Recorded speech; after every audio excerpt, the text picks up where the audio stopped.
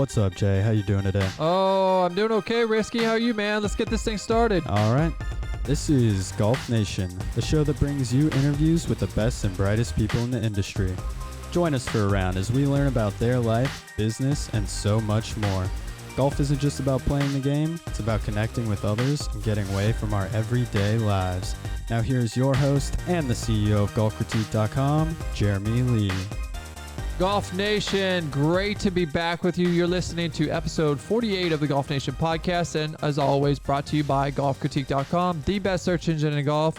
If you are not going to GolfCritique.com, you are missing out. Risky, we have so many things happening. Oh, yeah. So many things. I have some announcements that I want to make soon, but I am so excited about, hey, we're up to 5,500 golf courses.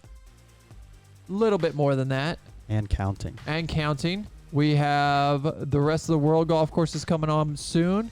We have over 250 instructors on the site now. If you don't get instruction through golfcritique.com, you are missing out, because you're going to learn about them. You're going to learn what they have to say. You're going to learn who they are, what they have to teach, who they represent, what's their methods.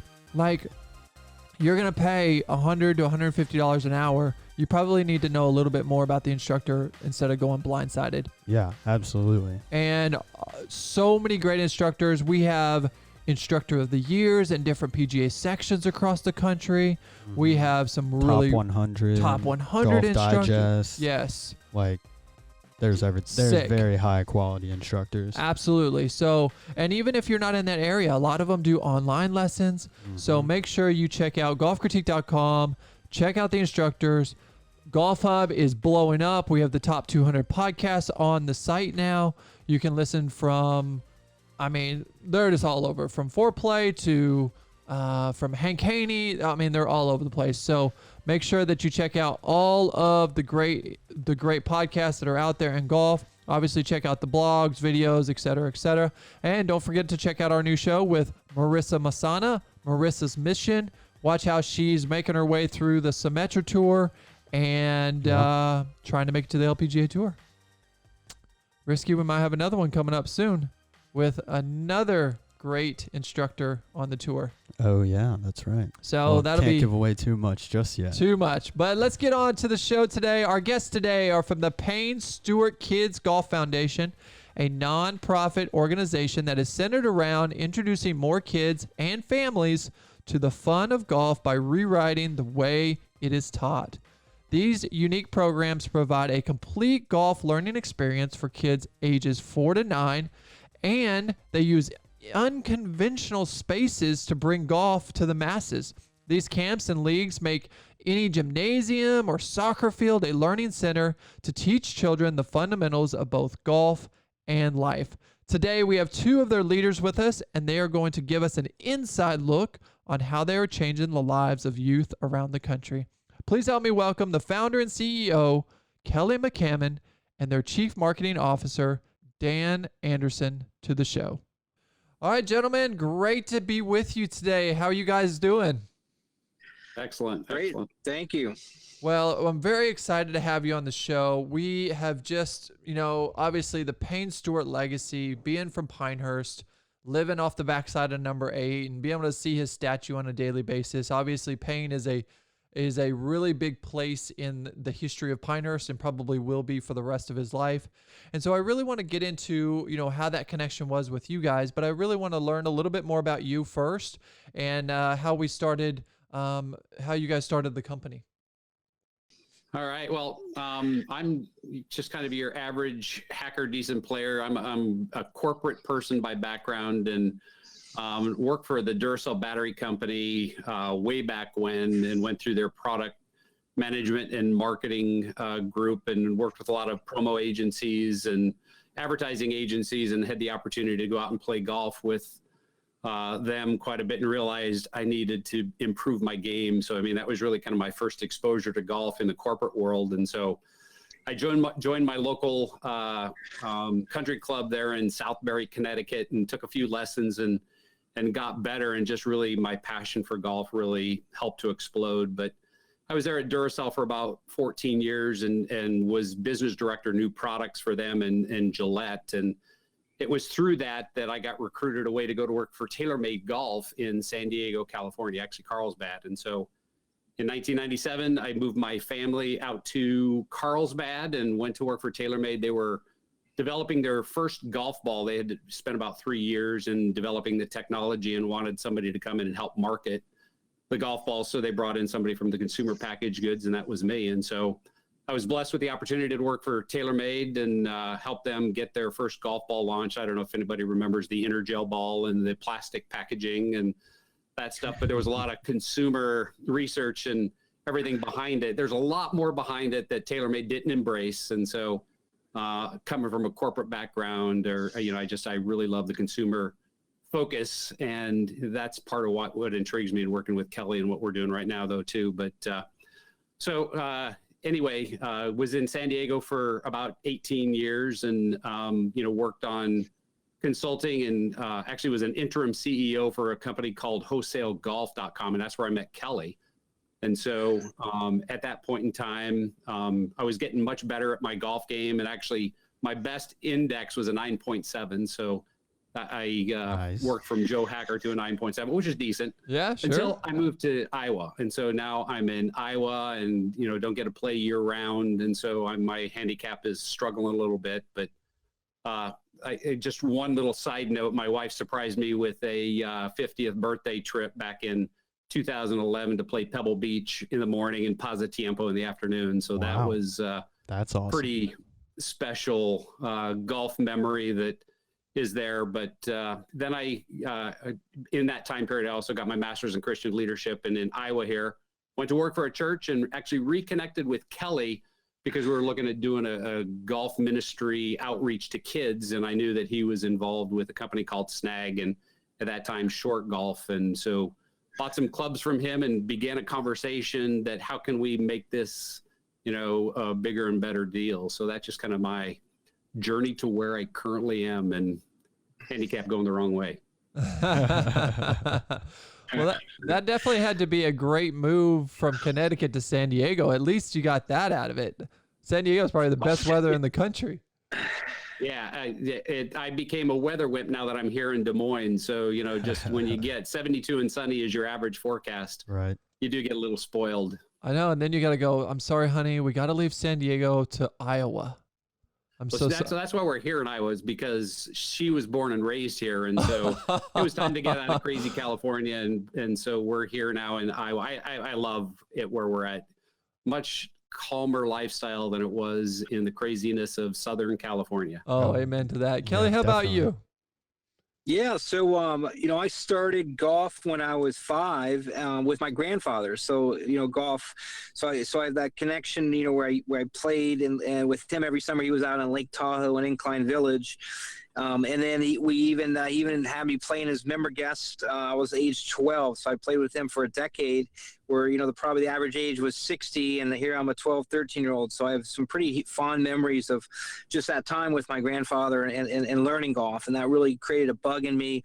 I ended up going to University of Florida and getting a finance and real estate degree, but I got to know the OB Sports Group that ran Incline Village there in Lake Tahoe, and I couldn't see myself going into a corporate world, so I ended up getting into the PGA world and got a job out in Teton Pines in Jackson Hole, Wyoming, and then also in the winter at West Palm Beach in Maiku Lakes, first Nicklaus course he ever did. So I became a Class A PGA professional, went back and forth between those spots, which was fantastic. And then I got the first assistant job at Fisher Island down in Miami, Florida, which is an island off of South Beach, Pete Dye designed. And I worked for an amazing professional, Ted Antonopoulos, who was just incredible. His brother was Buddy Antonopoulos at the Medalist Club. And so I got into a pretty great deep world, in that space. And then when I was down there in Miami around 2000, I got introduced to Wally Armstrong through some Christian men's leadership group.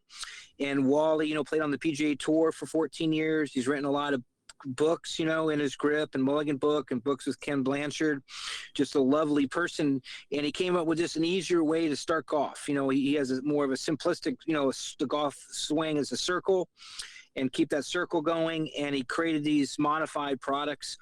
And then I actually experimented with them on women. We had a lot of women starting golf. So in my career as a teaching professional, I've started hundreds of women more. And so, to start a woman with a real club and a ball on a driving range is probably the worst place.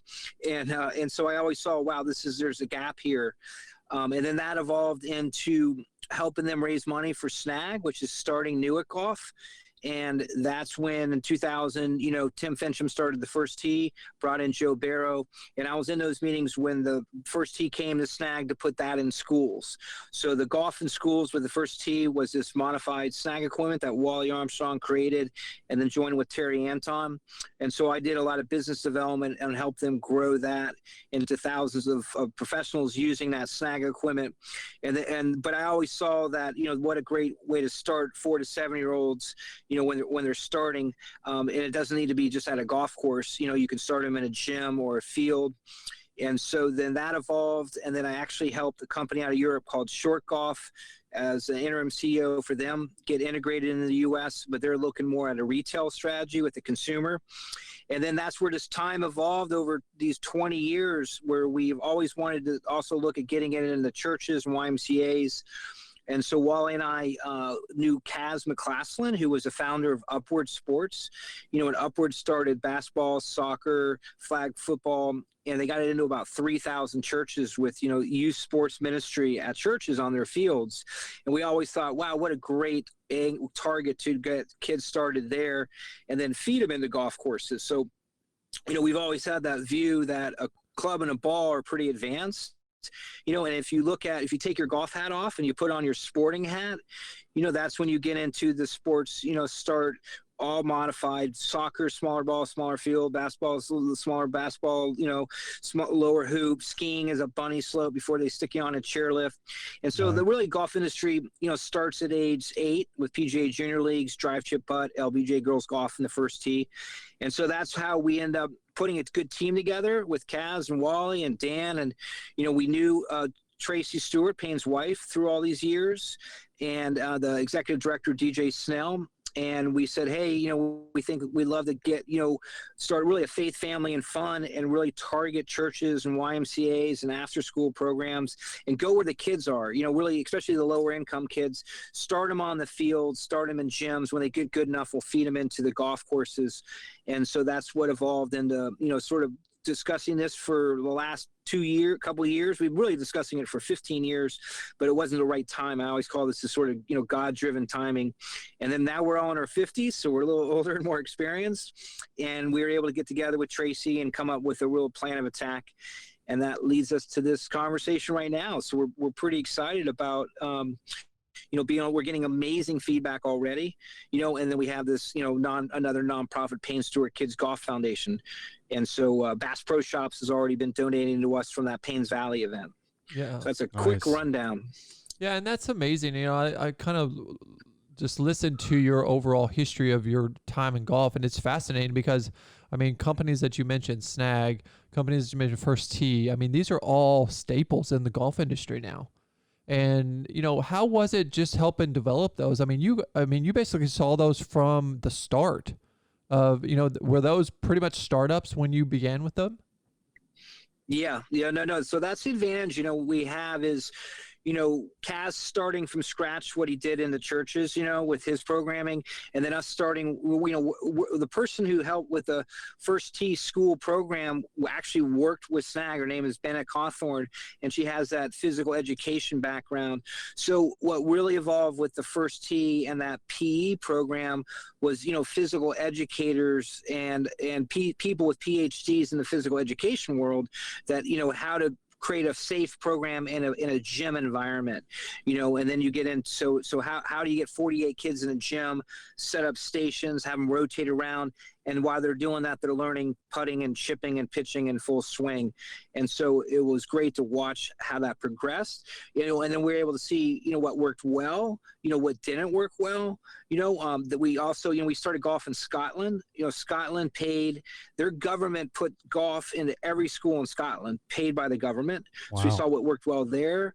We put golf in Japan. And so we've been able to see these programs from the start how they progressed. You know, we worked with the National Golf Course Owners Association. We worked with, obviously, the PGA of America. We worked with the Club Managers Association. And so the National Recreation and Park Association, you know, the Parks and Recs, the YMCAs. And then you start looking into how do sports start, you know. And so if we always look at, if you went to the United States and let's say there's no golf, how would you start golf? There's no golf courses, there's no golf. So you just start from the infrastructure of the Parks and Recs and the YMCAs and, you know, the 100,000 soccer fields or golf courses, and you'd build up an infrastructure of demand, which would feed into the demand and need for a golf course. You know, it's just, so we just sort of, what's happened in the U.S. is that we build all these golf courses, but it's really not the greatest place to start and learn golf. You know, the ski area is out of the bunny slope. So I think there'll be a new trend adding more par threes and maybe easier ways to learn than trying to go on a driving range. And so that's how we look at every the soccer industry built our golf courses. They built our bunny slopes, and we can put 9 holes on a soccer field. Yeah, I love that, because I mean, just to make it more accessible, we all know that there's been a limitation in golf because everybody just associated a golf course, expensive golf clubs, expensive golf balls, expensive membership, all with the game. And so I think that you're probably one of the first that really took the time to say, oh no, we don't have to do that. We can introduce golf to kids in a more dynamic way, that we don't have to bring all that to the table. We can bring a different sort of aspect. You know, I think foot golf tried to do that as well. They tried to just bring a different sort of aspect to the game, to where people could learn the game without actually playing the game, if that makes sense. Oh, absolutely. And that's one of the things that, you know, is part of our creative things in getting the kids engaged too, is foot golf and disc golf. It's distance and direction. That how do you get kids engaged in understanding the concept of what golf is all about? And, you know, unfortunately, the golf industry has tried to, you know, get more kids engaged in the game of golf. But you know, as Kelly mentioned, I think they're going about it the wrong way. They're not making it easy and accessible for them to do it. So, you know, hitting regular balls with regular clubs is hard for kids. And so, you know, Snag had it right in, you know, creating these clubs that make it easier for kids to engage and learn and gain early experience with it. But also, you know, the cost of the clubs for kids to be able to go out and buy clubs to be able to go play on a golf course. We've eliminated that problem completely, that we supply the clubs, we supply the locations, and join with churches and YMCAs to bring the programming to the local neighborhood. So that's the barrier we're trying to cross. And, you know, a lot of parents, when they first see this, they think they have to bring their kids to a golf course. And that's what we are trying to do, is make sure that they know, nope, it's in your local neighborhoods. And that's why we're teaming up with churches and YMCAs to bring it close to home. And the fun thing we're adding, and this is will be the first of its kind, is on the leagues, you know, so we're going to go out on fields and we set up 9 holes. The holes are actually 4-sided net target. So they're going to chip into the hole instead of putt, because the grass is always different. And so we're going to have 9 holes set up. They're going to play the 9 holes with the Frisbee. During one of the sessions, they're going to get 9 holes with the soccer ball. It's going to be a size 1 soccer ball. We're actually making it look like a golf ball. And then they're going to play 9 holes. This is a real fun one because of our relationship with Bass Pro Shops. We're going to add in a fishing rod, and the lure is the ball. And they're going to learn how to toss sideways, you know, where you got to sort of clear your hips when you cast it sideways. Right. Yeah. And then we're going to play with the clubs. So it's all golf games. So it's with different movements. As Dan said, they're learning, you know, distance and control. And then they're learning all these golf scoring and games. Plus the more athleticism creates a better golfer too. So we sort of know that through just physical education research. You know, the best athletes all played a lot of different sports, you know, and then they pick their sport. Yeah, absolutely. And I'm a big multi-sport guy. You know, I think you need to do. Sure. But I do believe that golf is vital for those multi-sports. I think it just teaches you so many more things than just the physical aspect of swinging a golf club. You know, it teaches a mentality and how to handle. I always say golf is the one that will teach you failure better than any sport in the world, because you could be the best player in the world and you could still fail miserably at this sport. That's absolutely. definitely one of the unique things about the golf industry is, you know, there's a lot of character building things that are in there, but that's also part of our programming too, is that, you know, along with the golf skills, the pitching, chipping, pitching, and full swing, we're also teaching life skills, and you really have the faith-based element of, 9 virtues: love, joy, peace, patience, kindness, goodness, faithfulness, gentleness, and self-control. I think I got them all in there. But all those things are things that parents don't, shy away from. They want their kids to learn that stuff. And so, Right. those are important elements of our programming, along with the golf skills and the multi-sport dynamic. Yeah, and I want to ask you some kind of personal questions, because as we've grown in faith in the United States, and we've almost had a little bit of a pushback on faith, if I'm being honest, just being a Christian myself. Do you guys feel a more drive to even push it even harder, being faith-based, or is this something that you've kind of had to deal with and being a little bit softer, coming from different angles of different religions out there? Well, coming from a church environment that I worked for 3 years, they taught me that, it's good not to speak Christianese. I mean, that's sometimes a really badly perceived ideal. And so, but if you just talk virtues and be open to the conversation, I mean, as Christians, we're called to love everybody. Everybody was made in the image of God. And so we need to treat everybody like that. And so our whole focus is we want to be inclusive. We want to teach kids the basics. We don't want to force our faith on them. And so, that's an element that we're not hiding, that we're a faith-based organization, but we're not, going to be indoctrinating kids into religion. That's not what we want. We want kids learning, having fun, engaging, but also, learning about life skills and what's going to make them better character citizens in the future. Yeah, and I love that. Yeah, that's a great question. Let me add to that. That was part of Payne Stewart and Tracy, and just how faith sort of changed his life with his wife and family, and as a person. And that's where sort of the 9 virtues kept on popping out. If you read those words every day, it really affects your day. It's sort of hard to, get, mad or anxious. And so we feel like that, those are pretty powerful words that sort of, self-control is, having the mastery to, for your thoughts and actions. And so all the books from Tony Robbins, right, to Bob Proctor, all came from that definition of self-control. So we feel like that, it's a great combination to learn while they're learning golf, and as a differentiator. We know the rest of the industry, they're gonna it's unfortunate everybody's shying away from that, like you said, and we actually look at it as a huge advantage and and a powerful thing to implement to the families and the parents. Yeah, it's definitely a unique time that we live in. I mean, definitely with just whether it's it's political or whether it's faith-based or whether it's anything, it just seems like everything comes back to, oh, you can't put those two together. And I like that you guys embrace that. It's about being love and about passion and about, hey, teaching right from wrong. It's not about trying to drive somebody to a particular religion. It's about making people better people, which I think is amazing. Yeah, those are going to be the holes. So the 9 holes we have T markers. The 9 holes are, first hole is love, second hole is joy. So they're going to play the 9 holes, and then the 9 holes are all the 9 virtues. And the balls we'll have 9 different balls, all with the different virtues on them. Yeah. With an arrow on them, so you aim the ball. Yeah, very, very cool. I love that. I need a ball with an arrow on it. Yeah, me too, right? Exactly. I need to put arrows on my shoes too. I want to get into how your connection is with the Payne Stewart family, but I want to talk a little bit about the business, because obviously we're growing a business ourselves with golfcritique.com and doing a lot of different things with that. And there's a lot of people out there that are in the golf industry that want to start a business or want to start a nonprofit.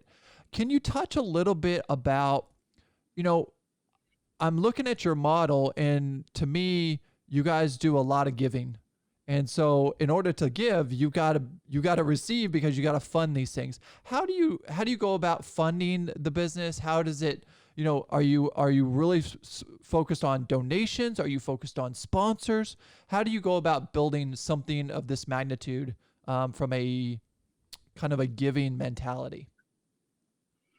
Yeah, it's a great question. Yeah. So, we started with, we have a LLC that really gets it launched, right? And you bring in the right people and you bring in the right investors. to get the structure and get all the programming and get everything, and go make equipment. And so you got to build a strong infrastructure, and then the nonprofit part is the funding. So when you go to a church or YMCA or schools, oftentimes the barrier to entry is they don't have the money to purchase the equipment or the training or everything that goes along with it. So the nonprofit's able to help fund the locations. And then the youth sports, it's the participation and the registration that drives the revenue. So a big difference between, let's say, the sporting industry and the golf. I'm still a PGA professional. And as a PGA professional, the ratio is 4-1. So if I have 16 kids out on a clinic, theoretically, I've got to have 3 other people with me for the 4-1. In soccer and in basketball, they bring in parent volunteers. So when we do a camp or a league is 9 holes with 36 kids. So you have 9 different teams of 4, and you have 9 parents volunteering, and you just have 1 youth leader out there overseeing it. So you can get 36 kids signing up for, 6 to 8 weeks, whatever the, $150 or $200. And so that's what drives, the numbers are so much larger in youth sports, with soccer, as I say, compared to, I always tell golf professionals, okay, I'm making $140 an hour. Yeah, well, if you had 20 kids, at $10 an hour, you'd make more. Plus you're reaching all their parents, so the golf doesn't do like the masses of kids the same way the other sports does. And so that's the infrastructure. And on that note, how we help the golf professional and the golf courses is, we're going to reach out to a church, let's say near a golf course. The church has their own demographic of how to reach those parents. So we're able to tap into that. We're able to get 30, 40 kids sign up at a church. We're able to get them started and prepared. And then we're able to say, okay, then their parents are going, well, where do they go next? And we're saying, Mr. Golf Pro over here has a PGA Junior League or an LPGA Girls Golf. We recommend you should go down to their golf course from us. And so we're going to be a really great feeder into those golf professionals, business models, and so, we always talk golf professionals are, you got to go out into the community and you got to get the parents and kids where they are. So, we'll go start them at YMCAs and churches, and that's going to be a feeder into your golf course. Exactly. And so do you think with Snag Golf, was it more directed towards schools and you guys are more directed towards churches? Yeah, a huge, big difference. So Snag Off is selling equipment. So we were selling $2,000 to $4,000 coaching kits. So it was selling equipment and you're making margins. The Payne Stewart golf camps and learning leagues is what soccer leagues and T-ball leagues and little league leagues, it's all participation and registration. So as you keep growing your fees for registration. So let's say we start a camp at a church, $90 goes to us, and then whatever over that goes to the church. So if you've got 100 kids paying $150, then we're netting out a certain amount per participant. Uh-huh. So our model is not about selling equipment; it's about creating good programs. And then as you keep adding and adding, I'll give you an example. Like Upward went like from 200 churches to 400 churches to 800 churches, and every time you add locations, you're adding more participants and more registration fees. So the model just keeps growing and growing and growing, and then you're able to create better programming and keep growing yourself, versus just selling equipment is very difficult because there's only so much equipment you can sell. Yeah. And I will agree that right. I don't know of a better sport to match a faith-based model than golf. I mean, that is one thing that I still remember, it's been 21 years since Payne's death, and in the U.S. Open, and I still remember to this day of him grabbing Phil Mickelson's face after winning the U.S. Open and said, "There's nothing better than being a father," and I think that just showed. I just think that showed the character of who Payne was, and so I want to get into how that connection came about. Where you knew that, hey, we wanted to name this after him. This is how we wanted to take this direction, and how you created this program. Yeah, it really comes from, the story, and it's in Payne Stewart book that Tracy wrote. So, Wally Armstrong gave Payne Stewart 2 devotional books, back in 97, 98. And then Payne started the Payne Stewart Family Foundation in 1998. And that foundation was started to, introduce the love of Jesus through the fun of golf. Like, that was why Payne started that foundation, was, to introduce kids to golf and faith. And that came from Wally giving devotional books to Payne. And then when Snag was created, Payne knew Terry Anton very well and Wally, and he actually used the Snag with, his kids early on. He loved that modified version. So we were actually already connected to him, and he was getting tied into Snag as we were developing it. Then the plane crash happened. So Tracy knew all of that. And Tracy, writes in her book that Wally, gave, devotional books to Payne. That was a big part of it. So Wally got a great relationship with the family. And then she always knew that Payne liked that modified equipment. And that just grew. And then they were also got connected into Upward Sports. Tracy did, and her kids, Aaron and Chelsea, with Kaz. And so then it all sort of came together where we're at the right time to just, using all of our experience to put it under Payne's name made sense, and just continue that legacy and that's why we're making, Payne Stewart learning equipment too. We're not going to, go to the other groups. We're making adjustments for what we know worked well or didn't work well. And so that's a quick story of really how we stayed in touch with Tracy all those years. We always talked about trying to do a Payne Stewart, camp and league. And it was just, again, when was the right time? And, ironically it's now. I mean, what's happened is that it's sort of, it's amazing that we have locations that are canceling basketball and other activities and signing us up because of social distancing. And I think we're seeing golf has all of a sudden got the most unbelievable exposure in the last 20 years, right? We were on a downturn in golf. Oh, no question about it. Now what's happening is it's just unbelievable. And so I always say, well, it's God's timing. We were trying to do it for years and years, but it wasn't the right time. And then it just evolved about a year ago is when we put it all together and got Tracy and the family to approve it. Yeah, they're partners with us. They're doing it with us. Yeah, that's amazing. One of the best quotes I think I've seen out says, "Man decides, God laughs." Yeah, that's right. Exactly. Yep. So exactly. Yeah, and that's fantastic. I mean, I think that the Payne Stewart family will always go down. Obviously, Tracy and the kids have, continued to move his legacy in such a way that still impacts every golfer today. I still remember his bracelet from back when he won the U.S. Open.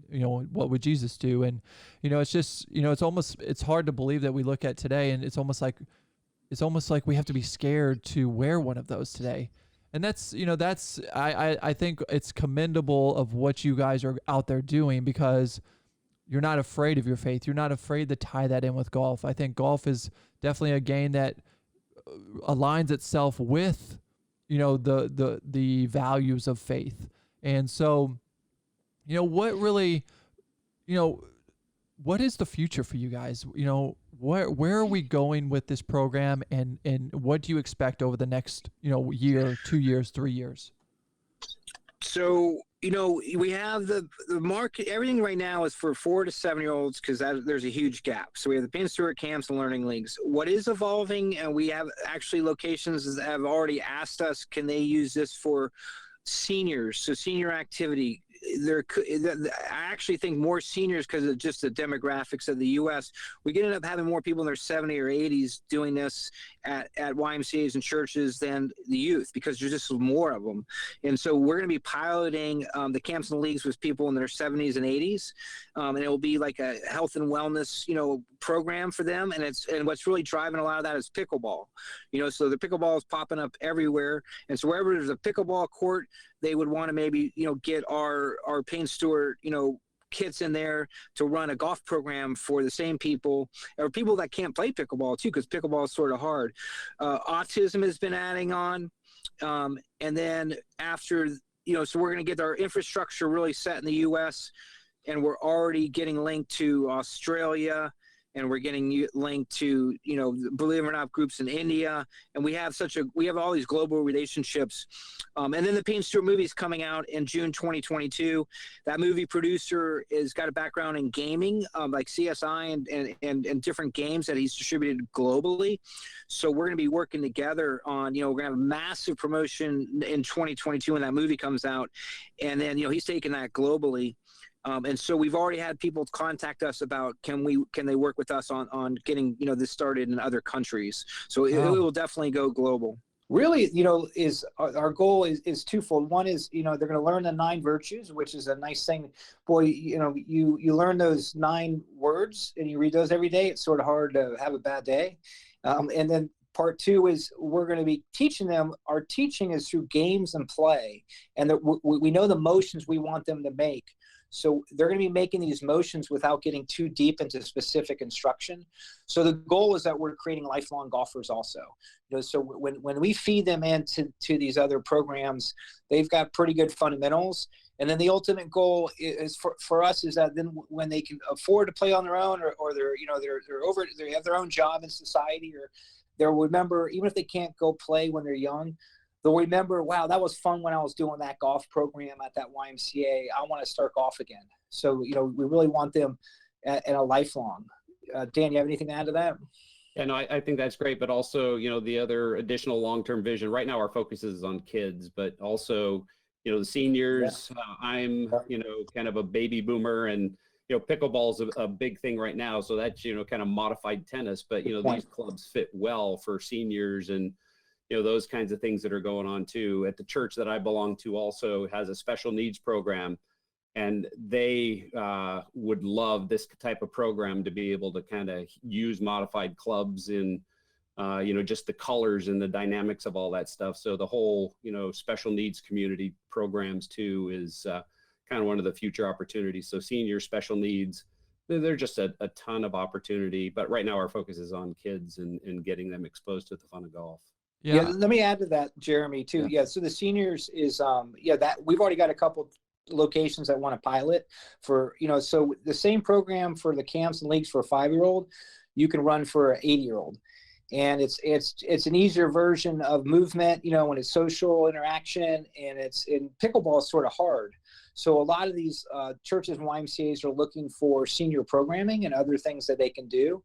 And so those demographics are off the charts. We want to get the youth stuff really in place, but we already have places that want to use the same program for their senior community because they're looking for more activities for them. So that'll be interesting to watch.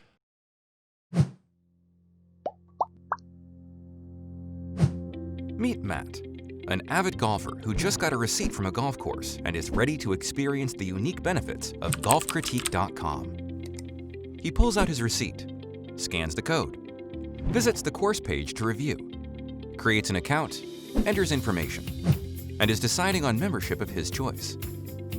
You can join golfcritique.com as a free member to book on partner courses, lessons with incredible instructors, and your next buddies trip at great resorts around the world without any booking fees. Upgrade to a premium membership and receive access to all perks worldwide from our esteemed partners. Review a partner and get $5 off your next visit. Not only that, enjoy member experiences with brand ambassadors, exclusive tournament offers, special incentives from our title sponsors, and awesome giveaways. GolfCritique.com gives more back to the golfer and to the partner than any other platform in golf, making sure you have the best experience every visit. Check out our blogs, videos, and podcasts on Golf Hub. All golf, all the time. So what are you waiting for? Matt has already chosen the premium membership. And now you can do the same by creating a golfer account at golfcritique.com today. Golfcritique.com, the best search engine in golf. I had something. You touched on the modified equipment earlier and not wanting to give new players, the real deal right off the bat because it just won't go well for them. So you want to expand a little bit on that modified equipment and how you keep these kids coming back? When you're talking about younger kids and trying to swing these smaller clubs, it's more difficult for them to do that. And we want kids to find early success. So, these club heads are double the size of a regular golf club. The golf balls are a little bit smaller than a tennis ball. And we're going to be designing just a little bit smaller, but the idea is to get them placed up on a tee, getting kids with the proper swing technique, and then just engaging with the ball. So, they're not going to be hitting the ball off the turf. We want them teeing it up and just, using that. That's, I think, sacrilege to the golf industry of, having kids do that. But, if they're not enjoying and learning to swing the golf club, they're not having fun, and so they're not going to be engaged. And so, Right. It's really interesting is that one of the gals that went through one of our pilot programs this summer, she was very interested in dance, and her dad wanted her to get exposed to golf, and so he sent her to this camp. And so as she went through it, she told her dad at the end of the camp is that she didn't want to do dance anymore. She wanted to play golf. And so, it's just exposing one kid to, just having the chance to have fun at golf. And so with these oversized clubs and balls, you're really engaging kids and just having them have a great time. And that's going to get more kids introduced and into the pipeline than anything that's currently out there and available right now. So it's just exciting to see kids enjoying and having fun and not getting frustrated and throwing clubs and, balls Yeah. across the room. So. I believe that. And then let me add to that. So the club, so those you could do it in a gym because there's a pad with a tee, so that way they're not hitting the gym floor. Right. We have a group too wanting to do moms with the kids, so we're going to pilot where the moms sign up with the kids, which is unique because there's no other sports the moms will really be able to sign up, and play and learn and grow with their kids. Mm-hmm. And so just the way that it's an 8-iron loft, so they're always getting the ball up in the air. So they're learning the grip is set up to where they hold it correctly without anybody having to so it's tiny. We have a safety circle, it's color coded. A putt is blue. A chip is like yellow to yellow, a pitch is red to red, and a full swing is green to green. And we have some rhymes that match, and that's the extent of the instruction. It's really that we're using games and play to teach them how to putt, chip, pitch, and swing, and the motions we know we want them to make, and they don't even know they're making them. That's why we can bring in a parent and teach them how to run a game, and that parent runs a game, and then we don't have to get into the detailed golf instruction. That was another thing I think we saw is, your brain doubles in size at age 8. Mm-hmm. So at 8, you can comprehend that deeper golf instruction, with the clocks and all the stuff. Heck, a 5-year-old might not know their left hand from their right hand, and so it's really it's game-based learning. And then when they feed them into the golf courses with the LPGA Girls Golf or PGA Junior Leagues, they can start teaching them deeper instruction, but very tiny instruction, and that's why we can bring in the volunteers and not make it so complicated. Yeah, I definitely agree. Yeah. Keeping it as fun and as interesting as possible is the key at that age. Mm-hmm. I mean, Kelly, I think as well as I do that, man, those kids love putting stuff on tees. They love hitting it far. It's just all about, making contact with the ball. You put it on the ground and they're like hitting the ground. They're getting frustrated. And then next thing you know, they're done. They're out. Mm-hmm. On that note, we're a big proponent, Wally and I we're going to suggest, but when they go to the clubs, I highly recommend the PGA professionals, when they're transitioning in the fairway, they should hit it off a tee for a while before they they can go on the ground when they get close to the green to chip, but they should keep that circle swing. If you go to the ground too early, they lose a circle and they do a V because they're just thinking of the ball and not their target. Yeah. And so there's a deeper transitional, thing that we are communicating, and that's what happened with the first tee. A lot of the kids went from learning snag in the schools, and they get to the first tee, and then they go rake the real clubs and balls. It was different teaching, and then they went right to the ground, and then they failed, and then they quit. So that transition is pretty important. And so I'm a big proponent of using a tee for a while. I had many women when I was teaching at Fisher Island. I had a woman that used a tee for 3 years, and she literally called me 3 years later and said, I'm not using the tee anymore, and I can hit it off the ground. She never would have started golf if she wasn't hitting off a tee. Absolutely. Yeah. We get so caught in the traditions of this game. We're like, no, you cannot use the tee. Yeah. That's right. Well, 20%, a big thing is on that is 20% have handicaps. 80% don't. So we really have the majority are recreational players, but we're all focusing on how to get them into the PGA Tour. So our whole program is recreation. They can keep score, but there's no competition. When the 9 different teams of 4 play the holes, they'll keep score, but they're not competing. It's a recreational focus for life. So really, starting golf for a lifetime is the focus. Yeah, love it. Now, I want to get into kind of expansion. Are you guys looking for others to kind of take on this, maybe other PGA professionals? Are you just looking for churches? Kind of what's the goal of expansion across the United States or even the world? Yeah, so, we're working with a couple combinations. So there's another great group called fitamerica.org. And so that's Jim Baugh, who was the president of Wilson Sports. And, he's really working on, getting more physical education and activities at the schools. So he's starting a program with the USTA soon. And then we're talking with him about using our golf program at the schools after school.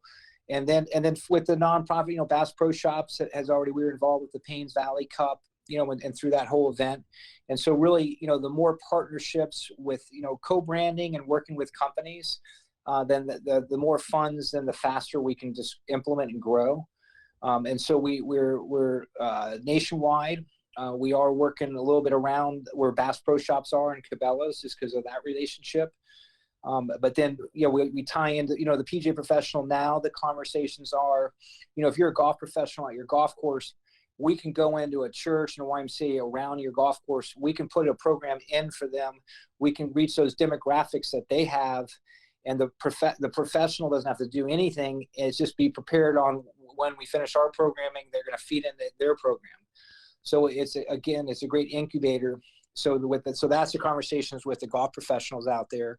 And then with the companies, it's just, that co-branding opportunity or that, or different regionally, nationally, that just helps expand it. We are looking at an annual fundraising tournament for the nonprofit. We've had people ask us about that, and we have the past 21 Payne Stewart Award winners, so we can really have a phenomenal kind of pro-am fundraiser too, as another great way to just keep annually growth occurring.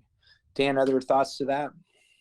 Yeah, no, I think you hit it. It's the biggest growth opportunity is, we're focused in on YMCAs and churches that are looking for sports programming that fit today's environment, and they can basically charge whatever they want if they're running a camp or a league that matches what parents would pay for a soccer program. So but they get some of the funds that whatever they charge, that just helps build their ministry program. So churches and YMCAs are looking for opportunities not only on the sports side but on the ministry side of things, be able to help fund what they're doing. So right now our focus is the U.S., but there are opportunities to grow internationally, and I know the whole Payne Stewart group is talking with groups all over the world. But being a consumer products marketing guy, I know we got to be very focused to be successful in what we're doing, and we'll grow as things lead.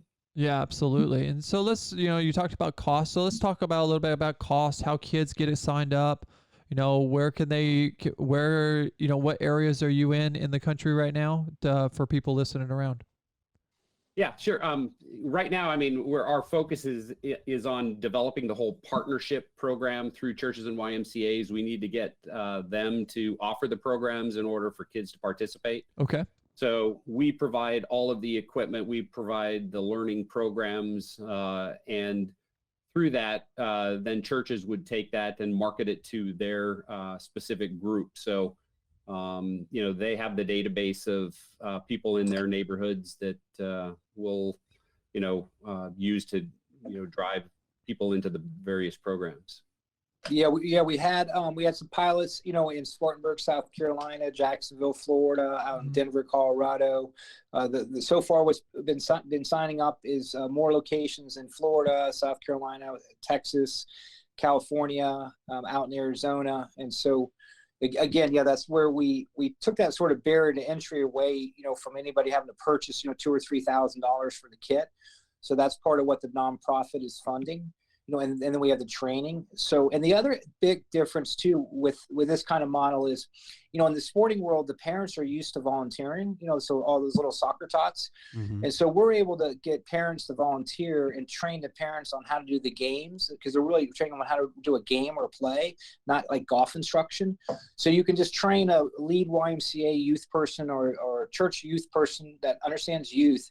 And then you can bring in the parents, 9 or, to 8 or 9 or 10 parents to help them with each, we would put them in stations in the gym, or we put them, out by holes on the field.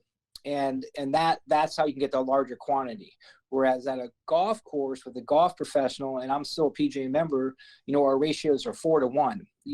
We haven't used parent volunteers to help us with a golf clinic, right? You go out to a golf clinic, and you have your assistant, you got to have like 3 professionals for 12 kids, right? And so we're just able to, that's why we're able to get larger numbers. And so people can go on to, like PayneStewartKids.com, and that has like the golf camps and learning leagues, and they can fill out information. They want to get a program started at their church or YMCA, or they can, go PayneStewart.org, and that's Payne Stewart Kids Golf Foundation, if they want to help maybe contribute, or they have a company that wants to maybe, work with us, on getting it around their particular area. Yeah. And what do you expect the cost per kid to be? Or what's the average cost that it's going to cost a family to participate? That's a great question. So it really is, it's 3-tier, and if you look at this, again, the sporting industry, usually the YMCA is the most, usually around $150, for a league or soccer camp. Then you get the the Parks and Recs, then are a little less, and then you have the Boys and Girls Clubs. But so we're set up for really the 3 levels. So the nonprofit will also help lower income places where it'll be a free registration for those kind of situations. So we'll bring in the equipment and the training, and we'll run the whole thing, and there's no cost based upon the demographics. And then you have like a medium cost where, let's say, we're getting $50 per participant, and then anything over that goes to the facility. And then at places that can afford it, it's $95 per participant to us, and then anything over that goes to the facility. Okay. And so it just becomes it's a demographic thing. If you're in California, a lot of the camps and leagues are $300 for a week or 6 weeks, right? And then so just so as Dan said, it's just you just look up what soccer's charging, and then you just copy it. Interesting. So give me a time length of a typical. Is it a week long, 2 weeks long, 3 weeks long? What's your goals on these? Yeah, there's 2 different programs that we're focused in on right now. The golf camps is really a multi-day program for a week, so it's a half-day, 3-hour session for 5 straight days. Well, you could also take that it's 1 3-hour session on a Saturday for 5 Saturdays in a row, teaching the various elements and going through kind of the learning experience. So that's the camps piece. The learning leagues is more of a multi-week program, twice a week for kids going out for 90 minutes. So, the first half hour is really teaching the kids the chip or a pitch and those things, and then they play the 9 holes. And so it's an 8-week program, twice a week. So the 2 different aspects, 2 different types of audiences that they're looking for. All right. And on that note, yep. Jeremy, and this is a point. You're just really, again, you're copying the sporting world, so it's flexible. You're filling it in the calendar. So when you're talking to a YMCA, coordinator or church or even after school, what's soccer doing? Is it 6 weeks for twice a week? Is it 8 weeks for twice a week? We've designed it where it can be either or. And then obviously the camps usually in the summer for the whole week. And so it's, again, the golf world has not been involved, has not been part of the sporting world. It's been separated, right. Where you look at what all the sports, swimming, soccer, basketball, cheerleading, flag football, and you got to look at what they're doing in your community. And that's at the YMCA, Parks and Recs, churches. And then you got to match that up. Yeah, I agree. I mean, we definitely keep it separated. I didn't, you don't really think about it until you kind of say that, but you're not going to sign up for golf at the Boys and Girls Club, or you're not going to sign up for golf at Parks and Rec. You know, you Yeah, have to go through the local clubs or through local golf course, but you guys are kind of trying to change that model and trying to drive that more through just the everyday where the youth are going to for their other sports as well. Personal experience. My son's 22 now. My daughter's 21, but yeah, I'm a PGA professional. I'm all golf, and my wife did not put my son in golf because the golf was like 5 times higher, and so he played soccer. You know, and so so that hit me the whole time, and my daughter too. That, you know, it was hard. I got my daughter into the LPGA, you know, when she got older, but it was just personal experience. My wife was just looking at, hey, we could put our kids into these programs for 8 weeks for $150, and the golf course $150 for the first week. Yeah. You know, and so that's always been in the back of my head too, because again, it's a demographic shift with the moms are making most of the decisions. So you have to adjust to that. Yeah, that is for sure. Eliminating the cost of having golf clubs too. I mean, we're bringing the clubs so the kids can play during that thing. So I mean, that's a huge barrier that we're eliminating too. And you know, we were blessed by the event of Payne's Valley and the Payne Stewart Family Foundation giving us, you know, some of the funds to really help us build get the clubs and everything going so that we can bring these with us to the camps and leagues and keep costs down. So, you know, clubs is a barrier, and we're trying to eliminate that. Yeah, absolutely. I mean, he was such a man of faith and was never somebody to hide it. And you know, it's always, you always kind of look back and say, you know, people are put on this earth to make a difference. And I think a lot of people will look at his life and say, wow, he made such a difference right before he passed away. And then it was like he was, you know, he fulfilled his purpose. Yes. Yeah, and on that note, there's a Payne Stewart movie that's is being made next year, and it will come out. And their goal is June 2022 during the U.S. Open time, and so they're going to have a Payne Stewart movie in June 2022, and then as you noted earlier, in 2024, it's the 25th anniversary of Payne Stewart winning the U.S. Open, and the U.S. Open's at Pinehurst. Sure. And that's 2024. Yeah. So those are 2 other big milestones that we're circling. Well, that's going to be really fun. I mean, I have the pleasure of being at Pinehurst on a daily basis, and so, you know, it's not awesome. not a bad place to live. I got to be honest, but it's not terrible. I mean, Payne. I mean, his statue's here. I mean, it's almost like, I mean, his legacy is cemented in Pinehurst for the rest, I mean, of eternity. I would say I don't see it going anywhere. Yeah, absolutely. But, you know, kudos to you guys. I think that this is an amazing program. I think, you know, how you guys want to involve faith in life lessons and getting kids involved no matter where they're from, I think is a great initiative, and can't wait to see your guys' success in the future. Well, really thank you and appreciate your time today. Absolutely. Well, let's give them, I want to make sure that we give them all the contact information. If you're a church out there, if you're a golf professional out there that you really like what you're hearing today and you want to have an opportunity to set up one of these programs, give them how they can get in contact with you guys and get started. Probably the best way to go about that is going to paynestewart.org, and there's a contact form that they can fill out. So if they have a specific interest in one area that they want to host a camp, they want to just get in contact with somebody to get more information, or if they actually want to make a donation, they can do that all on paynestewart.org. That's probably the best place to go and fill out the contact form, and we can get right back to them. All right, great. Well, Golf Nation, that is all the time we have today. Make sure you're listening to the show on Golf Hub. If you're not already doing that, you definitely should be. You can also find us on iTunes, Spotify, YouTube, and Instagram as @GolfNationPodcast, and on Facebook as @GolfNationPod. If you have any comments, suggestions, or questions for Jeremy or myself, send us a DM on Instagram or send me an email to golfhub@golfcritique.com, and it'll go straight to me. That's all I got for him, Jay. All right, Risky. Thanks, everybody, for tuning in. We'll be back next week with another great episode of the Golf Nation podcast. But until then, learn as much as you can, live your life to the fullest, play golf forever. I'm Jeremy Lee.